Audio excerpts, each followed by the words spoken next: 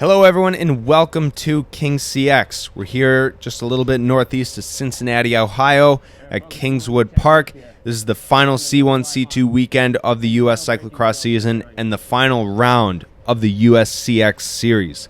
We have an awesome race, awesome course. Let's get into it.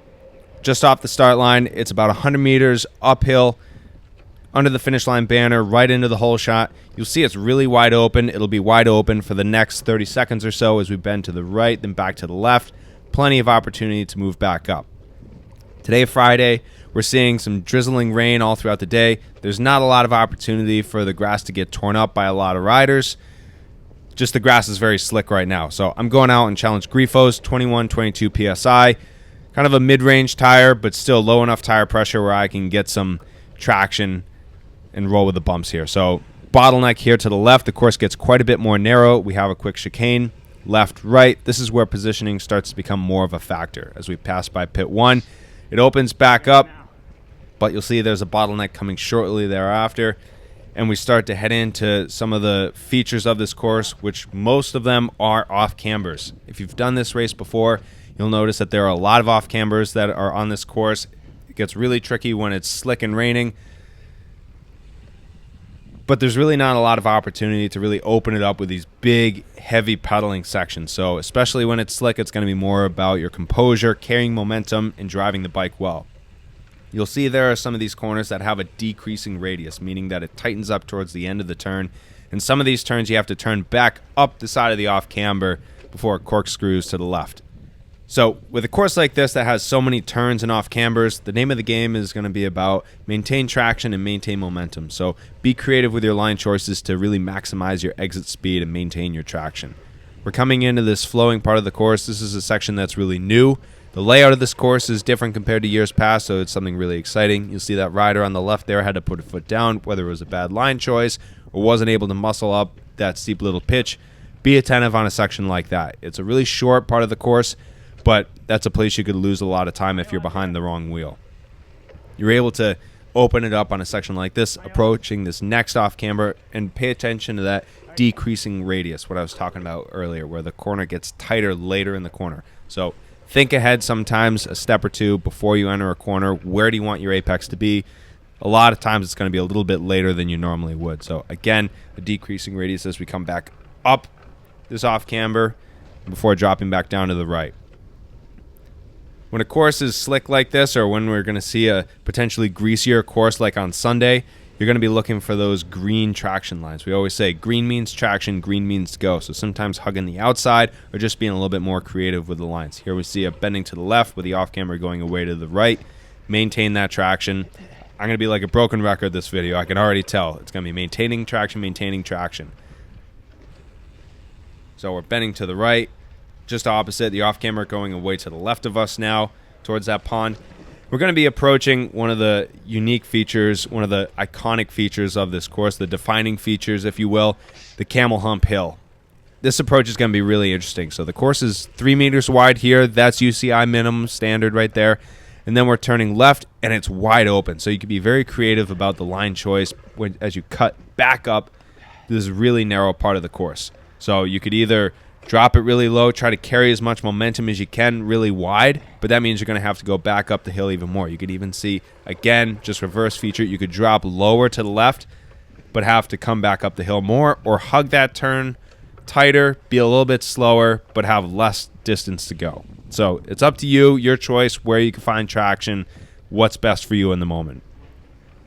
Through some of these flowing turns, a lot of hard right-hand turns here on this course to kind of brake check the speed. There's a lot of speed checkpoints here. We're passing by pit 2. There's not a lot of opportunities to really open it up. You'll see I get a little loose through this corner. The course is really slick, so if you carry too much momentum or let the bike get out of control, it's very easy to kind of slide out. So again, maintain traction, maintain traction, maintain traction. Coming back up and over the middle of the Camel Hump Hill. Get the bike back up to speed out of that corner. Dips here, you're able to get a little free speed. Off camber going around the pond here. Catch a breather. You're able to carry some good speed into this 180 turn. This 180 turn right here will kill the speed. You'll see it. Bike slides a little bit there again. Slick course, but the grass is all there. I could see this turning into a highway, really fast race. on Saturday with there being a drier, nice day, and then, of course, getting very deteriorated and slick come Sunday. Onto this bike path here, bending around the pond as we approach this really tight turning wood section here. There's some roots that you got to be careful with, especially if you're running lower tire pressure. There's a couple chances to bottom out. As we turn to the right, to the left here. All about driving the bike well and using as much of the course as you can. 180 turn here. Little greasy there, especially on those leaves. Get it back up to speed. Coming back to this off-camber section here, it's just steep enough to where maybe you're able to pedal it, but there's a good chance you may be hitting your pedal. So just be a little attentive on these off-camber sections. You want to come into them with good momentum. Try to minimize your brake usage. Coming into the UCI-only section here, there's a little run-up pitch. So bend to the left. Up the zip run-up here. It's a pretty steep little section. Remount quick at the top. A little flowing berm that you're able to get some free speed back out of the section, and you're back into the regular part of the course here. You're able to get your speed back quick. A couple of brake checkpoints with these corners, right, left, and pretty soon we're going to approach the second half of the Camel Hump Hill. So you're able to get some good speed. Be careful of these corners if they are slick. If it's going to be dry, it's going to be like a highway out there. You really just go tape to tape, carry momentum well, and it's going to be a very fast race, potentially a really big group race. So just be attentive of your positioning. As we go back to the right. Left here, that kills a lot of the speed coming into this Camel Hump Hill. Back up, a lot of this is going to be single file. Maybe there's a passing opportunity as maybe one rider goes a little low and you feel like you can cut him coming up to the inside there. But there's not a lot of passing opportunity for the most part. It's going to be very single file. Try not to slide out the rear wheel there.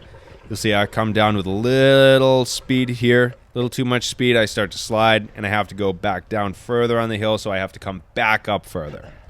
Coming off the hill here, the exit's nice and wide open, but you got to bring it back into the right, into the race line there.